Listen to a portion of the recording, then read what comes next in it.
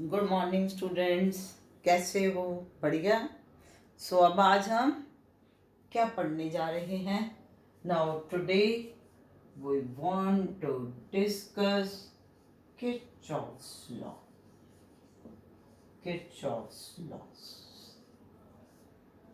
तो भाई, अभी तक हमने जो सर्किट्स पढ़े उसमें हमने बड़ा सिंपल सा लिया कि whether the resistances are in series और इन पैरेलल। अब हमारे पास कुछ इस तरह के कॉम्बिनेशन आ जाएंगे कि एकदम उसको देख के सीरीज पैरेलल अगर नहीं भी पता चल रहा तो उन प्रॉब्लम्स को, उन सर्किट्स को कैसे सिंप्लीफाई करेंगे। तो सबसे पहले अब इसमें आता है Kirchhoff's first law. Kirchhoff's first law. It states that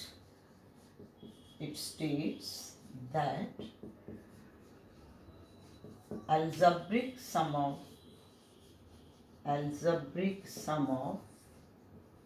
currents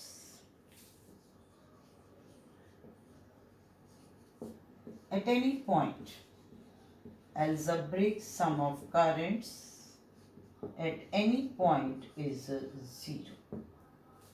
तो किरचॉफ फर्स्ट लॉ कह रहा है algebraic sum of the currents meeting at any point, किसी भी पॉइंट पे, that is zero। कैसे? जैसे मान लीजिए ये रेजिस्टेंस से I1 करंट इस पॉइंट पर एंटर कर रहा है, इस रेजिस्टेंस से I2 करंट इस पॉइंट ऊपर एंटर कर रहा है, इधर से I3 करंट बाहर को लीव कर रहा है, यहाँ से I4 करंट लीव कर रहा है और यहाँ से I5 करंट लीव कर रहा है। It's like this. तो I1 I2 करंट एंटर कर रहे हैं पॉइंट O की तरफ, I3 I4 I5 लीव कर रहे हैं। तो जब हम एल्जेब्रिक सम की बात कर रहे हैं, that means we are taking the value of current to be positive as well as negative. तो हम सबसे पहले यहाँ पर बात करेंगे साइन कन्वेंशंस। इसमें हम साइन कन्वेंशंस क्या ले रहे हैं? साइन कन्वेंशंस में बेटा इसमें हम ये कहेंगे कि current flowing towards point, current flowing towards point is taken as positive. Current flowing towards point is taken as positive. Current flowing away from point, current flowing away from point is taken as negative. Away from point is taken as negative. तो ये इसमें हमने sign convention ले ली।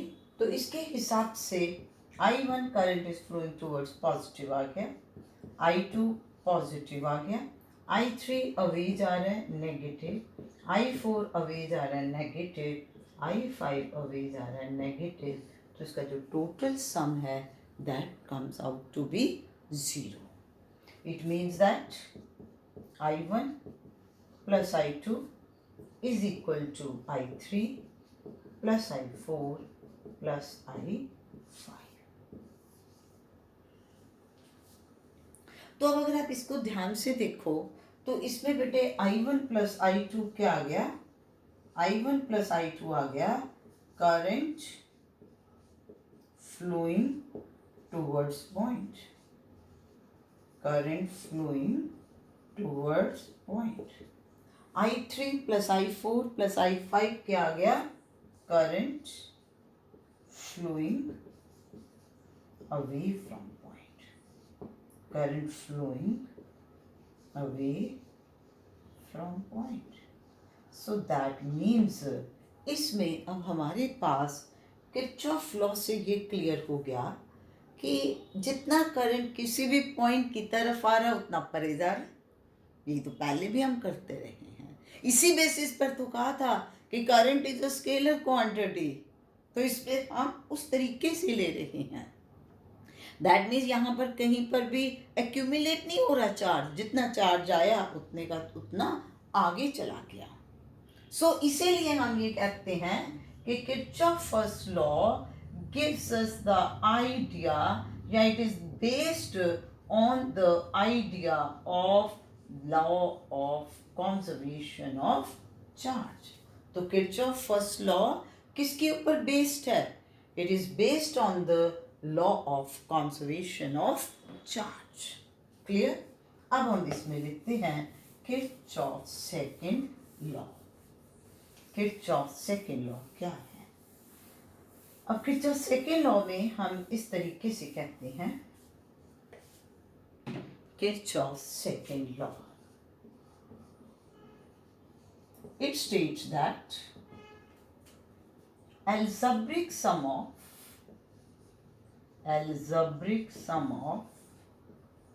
EMFs in a closed network, algebraic sum of EMFs in a closed network is equal to algebraic sum of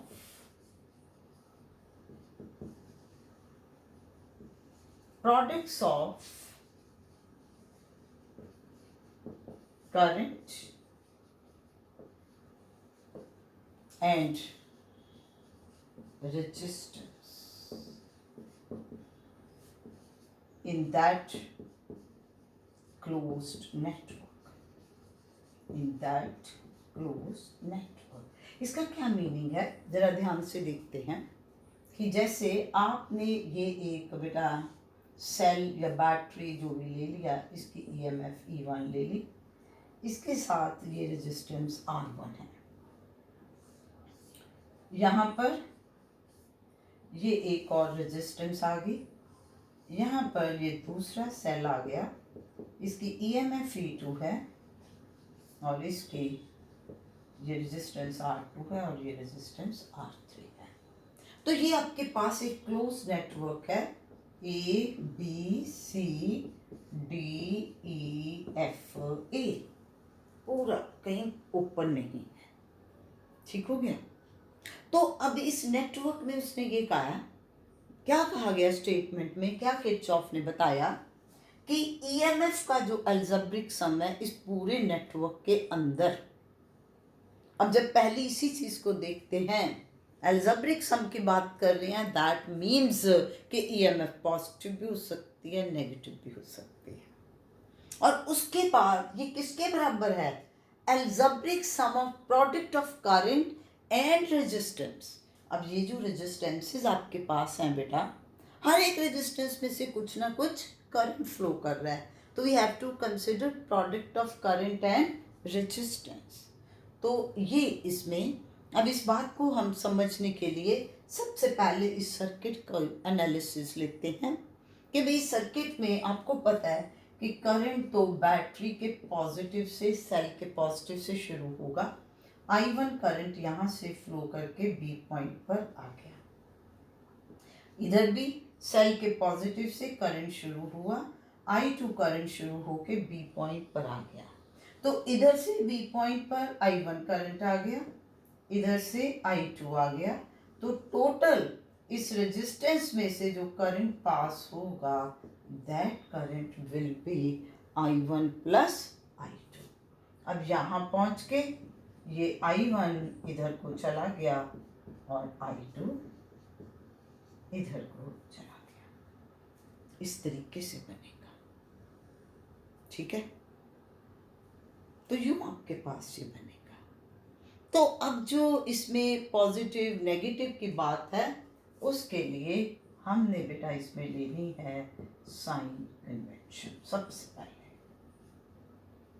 अब वो sign conventions क्या हैं कि वी विल कंसिडर, देखो करंट क्या क्लॉकवाइज जाएगा या एंटी क्लॉकवाइज, हमारी मर्जी, हमने एक डायरेक्शन चूज कर लेनी है। मान लो अब मैं बात कर रही हूँ ये वाले सर्किट की, कि मान लो मैंने ऐसे चूज कर लिया। अब जो मैंने डायरेक्शन चूज की, अगर उस डायरेक्शन के अकॉर्डिंगली ये चूज किया, अब इसके अकॉर्डिंगली सर यहाँ से ऐसे चले, ऐसे चले, ऐसे चले, ऐसे चले, तो करंट बैटरी के पॉजिटिव से शुरू हो रहा है, नेगेटिव पे एंड हो रहा है ना। अब मैं यही यहाँ पर भी यही डायरेक्शन चूज कर लेती ऐसे। तो मैंने जो डायरेक्शन चूज की उसके हिसाब से जब इस सर्किट के अंदर करंट का फ्लो है तो करंट का फ्लो सेल के नेगेटिव से शुरू हो रहा है और एंड कहाँ कर रहा है, पॉजिटिव के ऊपर। तो दैट मीन्स इसकी ईएमएफ पॉजिटिव आ गई, इसकी नेगेटिव। क्या सीखा, फिर एक बार ध्यान से सुनिए कि we have to choose one direction of flow of current, either clockwise और एंटी क्लॉकवाइज, जो मर्जी चूज कर लो। और उसके बाद हम क्या कह रहे हैं कि according to the chosen direction of current, कि जो डायरेक्शन करंट की आपने चूज की, if according to that direction current is starting from positive terminal and ending on negative terminal, then EMF of the cell will be positive. And if it is ending on the positive and starting from the negative, then EMF will be negative. Clear? और इसी तरीके से अब आपने एक direction choose कर ली। अब अगर तो रेजिस्टेंस में से करंट, जैसे ये देखो आपने ऐसे लिया, जो आपने डायरेक्शन चूज की, एक्चुअल प्रैक्टिस में भी रेजिस्टेंस में से उसी डायरेक्शन में करंट का फ्लो है, तो IR current resistance product will be positive. अब मान लो इसमें मैंने ऐसे किया तो आप देखो करंट ऐसे जा रहा है, ऐसे चोजन डायरेक्शन के अकॉर्डिंगली, लेकिन रेजिस्टेंस में से एक्चुअल प्रैक्टिस में अपोजिट डायरेक्शन में है, तो प्रोडक्ट क्या होगा, नेगेटिव।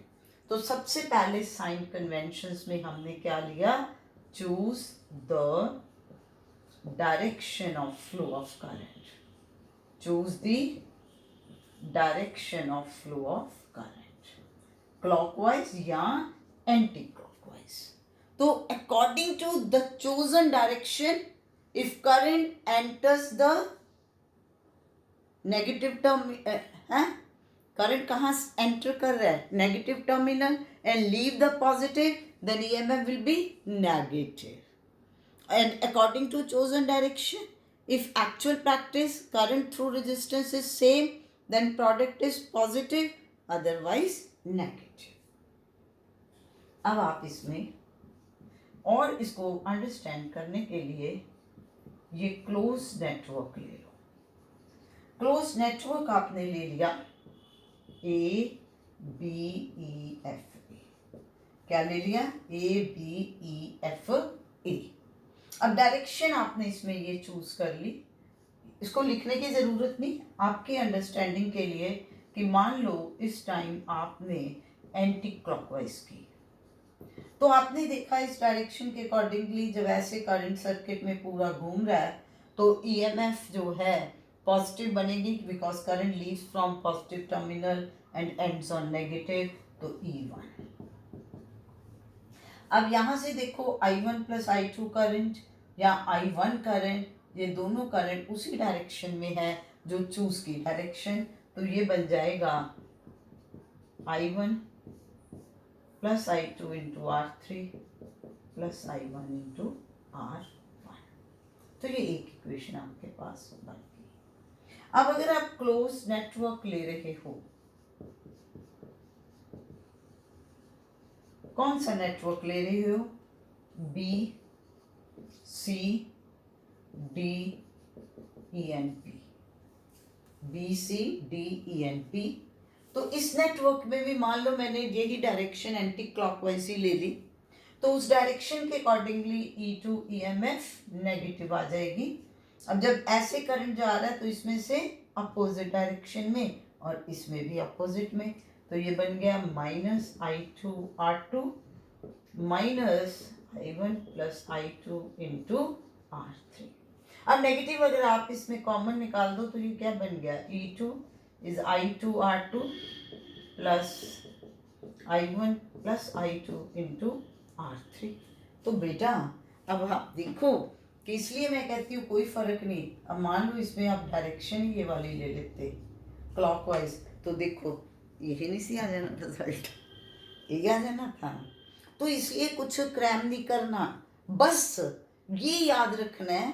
क्या याद रखना है? कि मेरे को एक डायरेक्शन चूज करनी है हर एक क्लोज नेटवर्क के लिए, आइदर क्लॉकवाइज और एंटी क्लॉकवाइज।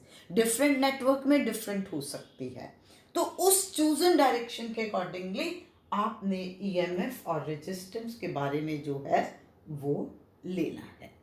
तो इस तरीके से आपके पास इसमें बेटा डिफरेंट इक्वेशंस आ जाएंगी ईएमएफ और करंट से, जिनको सिंप्लीफाई करके अब आप कहोगे कि ये सेकेंड लॉ का फायदा क्या हुआ, कि अब मान लीजिए अब आप ये देखो, अब अगर इस तरीके से ये सर्किट है, तो इस सर्किट में आपसे पूछूं मैं कि ईएमएफ और रेजिस्टेंस की वैल्यू दे दूं कि बताओ भाई I1 और I2 की क्या वैल्यू, क्या करोगे?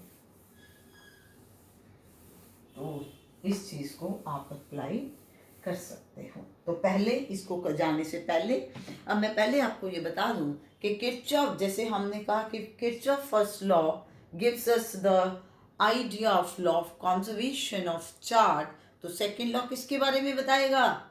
Law of conservation of energy.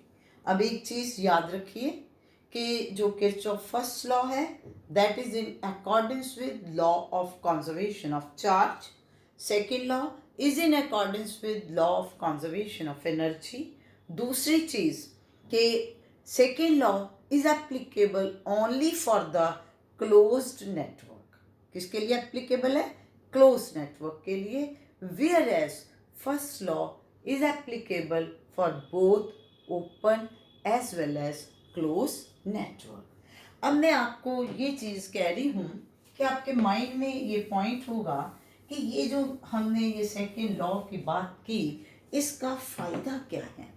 अब ये देखिए, मान लीजिए मैंने यहाँ ये लिख दिया कि ये बैटरी जो है दिस इज ऑफ 3 वोल्ट, और यहाँ पर ये रेजिस्टेंस 5 ओम की जोड़ दी। ये बैटरी इस तरीके से 2 वोल्ट की है, ये रेजिस्टेंस यहाँ पर 2 ओम की है, ये रेजिस्टेंस यहाँ पर 3 ओम की है। अब मैं आपको ये कहूँ कि भाई आप ये बताओ कि सर्किट के अंदर ये जो I1 और I2 की वैल्यूज हैं ये क्या हैं, तो कैसे बताओगे? कैसे बताओगे? अब ना तो ये ऐसे कर सकते हो कि ये सीरीज में है, ये पैरेलल में है, तो क्लोज नेटवर्क लेके ही चलोगे ना। अब इसमें बेटा है आप इक्वेशंस बनाओगे, आप एक ये नेटवर्क ले लो, कुछ मर्जी नाम लिख लिए ना, आप ये नेटवर्क ले लो ABCDB, ठीक है। इस नेटवर्क में ऐसे चले तो EMF आ गई 3 वोल्ट, ठीक हो गया। अब ये यूं आई तो I1 plus I2 into 5 into I1 plus I2, plus का साइन सेम डायरेक्शन में है तो 3 इंटू I1, तो आपके पास इक्वेशन बन गई 5 प्लस 3 8 I1 प्लस 5 I2, तो ये एक इक्वेशन आ गई। अब उसके बाद आप ये वाला क्लोज नेटवर्क लो बेटा AEFDA, तो यानी कि ये वाला ऐसे, ठीक। अब इसमें भी यही एंटी क्लॉकवाइज डायरेक्शन रख लो, तो पहले ये आया पॉजिटिव, फिर ऐसे करके ऐसे गए, ये इसकी पॉजिटिव पे खत्म हो रहा है तो नेगेटिव, ठीक हो गया। तो ऐसे करके आ गया। अब आप देखो I2 करंट अपोजिट डायरेक्शन में है, माइनस, ये सेम में है प्लस, तो ये क्या बनेगा -2 I2 प्लस 3 I1, तो यानी कि 1 is equal to 3 I1 minus 2 I2। तो दो इक्वेशंस हैं, 1 is equal to 3 I1 minus 2 I2 and 3 is equal to 8 I1 plus 5 I2। So these are two equations आपके पास जो आ गई। ये इक्वेशंस कहाँ से आई? By applying Kirchhoff second law, और यहाँ फर्स्ट लॉ भी एप्लीकेबल हो रहा है। कैसे? ये देखो, हमने देखा I1 करंट बी पॉइंट पे यहाँ आ गया, I2 इधर से आ गया, तो टोटल करंट बी पॉइंट पर कितना आया towards the point I1 plus I2, तो I1 प्लस I2 परे चला गया। तो ये किसके अकॉर्डिंगली लिखा, फर्स्ट लॉ के अकॉर्डिंगली। अब आप इनको सिंप्लीफाई करना बच्चे, तो आप ऐसे करो, ऊपर वाली इक्वेशन को 5 से मल्टीप्लाई कर दो, ये बन गया 5, तो it is 15I1 minus 10I2। नीचे वाले को 2 से कर दो, 6 is equal to 16I1 plus 10I2। ठीक है ना, ऊपर 5 से किया 5 15 माइनस 10, नीचे 2 से किया 6 16 एंड प्लस 10। अब ये ऐड करो दोनों को, ये कैंसिल हो गया, तो 11 is equal to 31I1, so that means I1 will be 11/31 ampere, क्योंकि EMF वोल्ट्स में है, रेजिस्टेंस ohms में है, तो करंट एम्पियर में आ गया। अब यहाँ पर आप इसकी वैल्यू को सब्स्टिट्यूट कर दो किसी भी एक इक्वेशन में, तो आपके पास I2 की वैल्यू आ जाएगी, जैसे ऊपर ही डाल दो, तो 1 is equal to 3 into 11/31 minus 2I2। ठीक है, तो ये आप इधर ले जाओ, तो ये इधर आके 2I2 हो गया, ये आपके पास बन गया बेटा 33/31 माइनस 1। 2I2 इधर चला गया, प्लस हो गया 33/31 माइनस 1, तो इट विल बी 2/31, तो that means I2 will be 1/31 ampere. तो इन दिस मैनर, इस तरह से किरचॉफ फर्स्ट लॉ और सेकेंड लॉ लगा करके हम क्या फाइंड आउट कर सकते हैं बेटा, amount of current flowing through different resistances. So आज के इस लेक्चर में आपने क्या सीखा, सबसे पहला पॉइंट सीखा कि हम इसमें किरचॉफ फर्स्ट लॉ की जब बात कर रहे हैं, हम इसमें ये कह रहे हैं कि total current flowing towards point is equal to total current flowing away from the point. There is no accumulation of charge at any point. That means law of conservation of charge. तो दूसरे में हमने क्या कहा, algebraic sum of EMF, that is sigma E. This is equal to product of algebraic sum of current and resistance. Now EMF is work done, energy. I into R, again the same thing. So that means this law gives us law of conservation, of concept of conservation of energy. Clear? और बस इसमें ये point याद रखना है कि second law will be applicable only for the closed network, whereas first law can be applicable for both closed as well as open network. तो ये आज हमने सीखा, अब हम नेक्स्ट वीडियो का इंतज़ार करिए। For that, press the subscribe button ताकि आपको नोटिफिकेशन मिल जाए, और डिस्क्रिप्शन में जाइए, you will get the notes। और अब हम इन किरचॉफ्स लॉ की एप्लीकेशन से इनको यूज़ करते हुए नेक्स्ट किस पे काम करेंगे, Wheatstone bridge. So we will discuss Wheatstone Bridge principle. Thank you.